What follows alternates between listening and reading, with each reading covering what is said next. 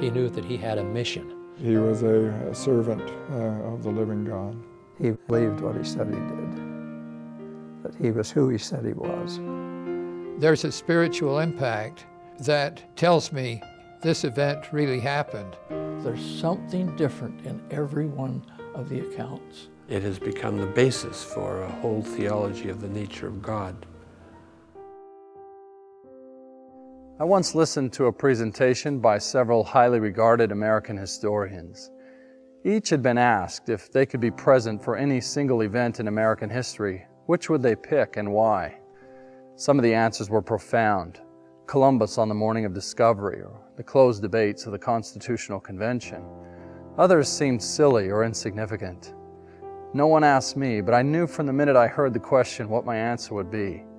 If I could witness any event in American history, it would be Joseph Smith's theophany, his vision of God and Christ in the woods of western New York.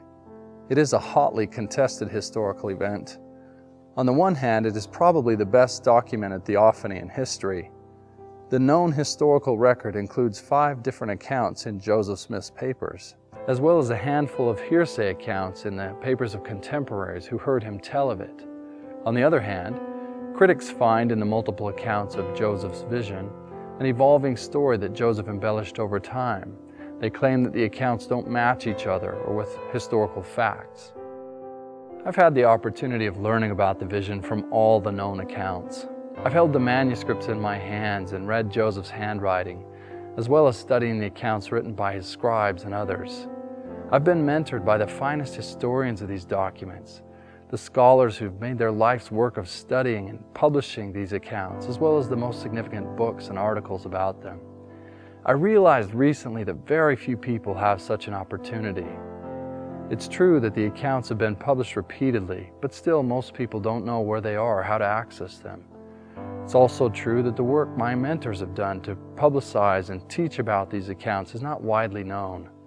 That's why I'm going to tell you about these historical documents and the scholars who've studied them for decades.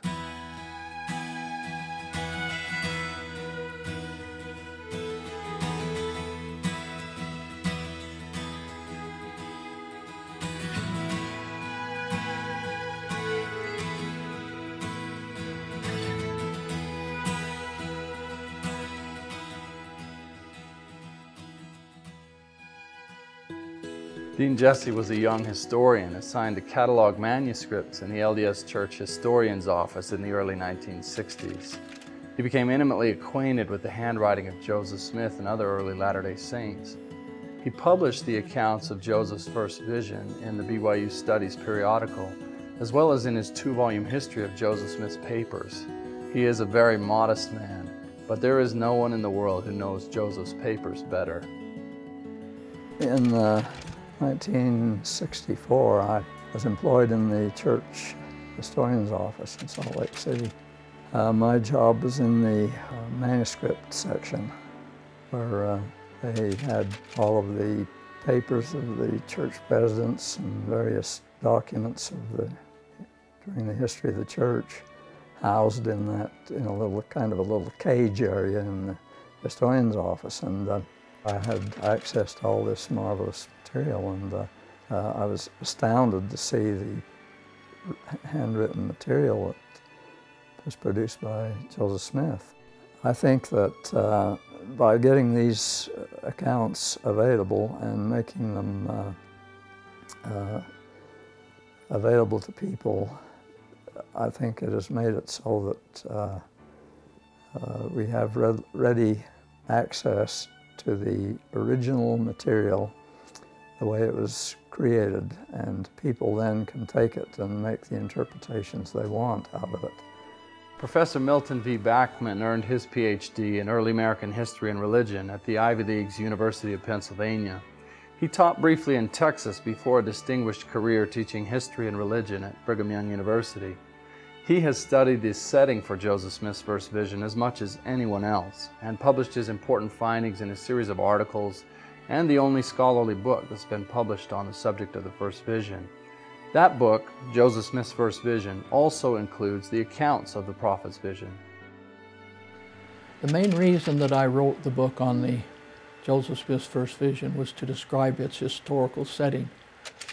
But then as I was doing the research, I located other accounts of the first vision. And since that is one of the most significant events that has ever occurred, I thought you really cannot fully understand the event unless you examine everything that was written by Joseph and by others who were contemporaries about the great theophany of 1820. So subsequently, I looked at these other accounts and decided to include them in the book on the first vision. All of these accounts contain information that helps us better understand the event. Richard L. Anderson studied at Harvard and Berkeley before his distinguished teaching career at Brigham Young University. He brings the mentality and training of a lawyer to his historical studies, and one of his most significant contributions to first vision studies is an analysis of the circumstantial evidence for the historicity of Joseph Smith's accounts. The best historians know real life and they know themselves. I know that I was raised as a Latter-day Saint, and I know that I've been active all my life. I had an uncle that was inactive that said to my mother as I left for a meeting, "Agnes, why do you make that kid go to church?" And my mother said to her brother, "I don't make him go to church, he wants to." And that's my take on Joseph Smith. Nobody makes me believe Joseph Smith's story. Larry Porter earned his PhD at Brigham Young University, where he went on to mentor many.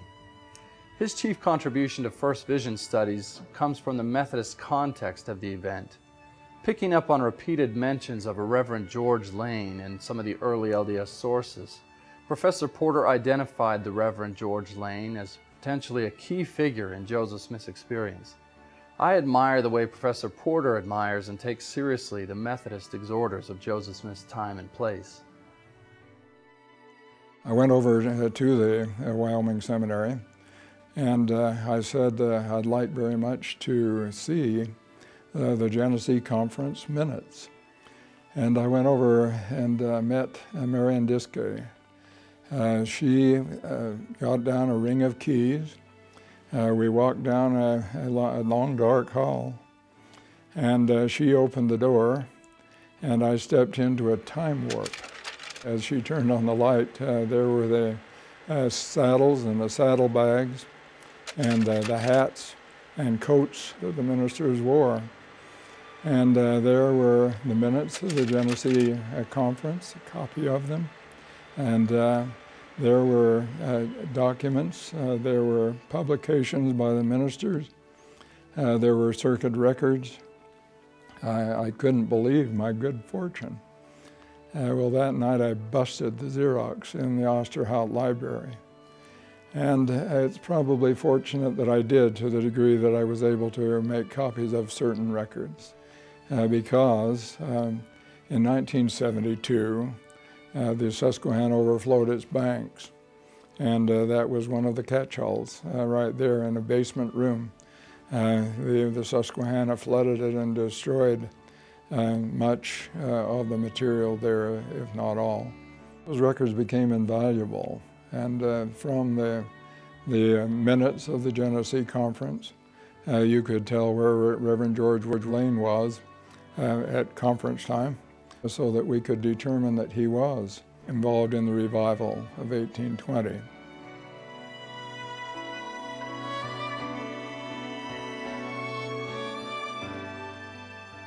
Richard Bushman earned his PhD from Harvard University. Early in his career, he won the Bancroft Prize for his book From Puritan to Yankee, one of the highest honors an historian can have. After a distinguished teaching career at several universities, he is now Gouverneur Morris Professor of History Emeritus at Columbia University. Professor Bushman is widely considered the world's leading historian of Joseph Smith. He has published 2 biographies of Joseph, as well as serving as an executive editor of the papers of Joseph Smith. No one reads the accounts of Joseph's vision with a more informed understanding of the world in which Joseph lived. There's a very kind of fancy academic phrase called the hermeneutics of suspicion. hermeneutics really means interpretation. And the hermeneutics of suspicion means that when something happens, you never take it at its face value. Underneath, there's something else, probably something more base than appears on the surface. I believe in the hermeneutics of trust. That is, you start with and you trust what people say. And the difference between the two is really quite profound, in my opinion. The hermeneutics of suspicion feels what we have to find out is the truth. And that since I cannot trust you, I have to disregard the appearance that you present to me and find below what is really there, which I can judge. I know what's really there. The hermeneutics of trust begins with the position that everything we know in this life is seen through someone's eyes. All you have is the way this person saw it or that person saw it. There is no absolute truth somewhere out there that isn't seen through human eyes.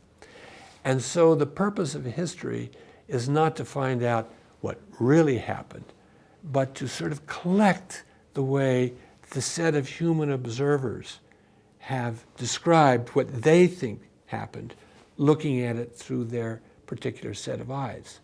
It means you are sort of becoming introduced to the inner lives and the inner thoughts and the way of looking at the world of all these different people. And frankly, when I read history, I don't want to have the historian reduce whatever happens to the modern common sense view of what the possibilities are.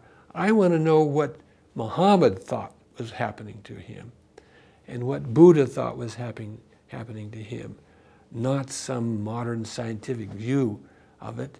And my aim as a historian is to explain to the world what Joseph Smith thought was happening to him. James B. Allen earned his PhD from the University of Southern California. The LDS Church appointed him as assistant church historian in the early 1970s, and he later went on to teach fortunate students at Brigham Young University, including myself. Professor Allen is widely published, and he has made especially important contributions to First Vision studies. The article that I then published in 1970 in the Improvement era was the first article of this nature to appear in church publications. I was surprised, well, not really surprised, but gratified, I guess is the better way to put it, that I received all kinds of compliments from people that I knew, from people that I didn't know, and apparently it helped some people. From little feedback that I got, it helped people who had heard about these various accounts, but hadn't been able to reconcile them until they saw an article that could put them together in a faith-positive way.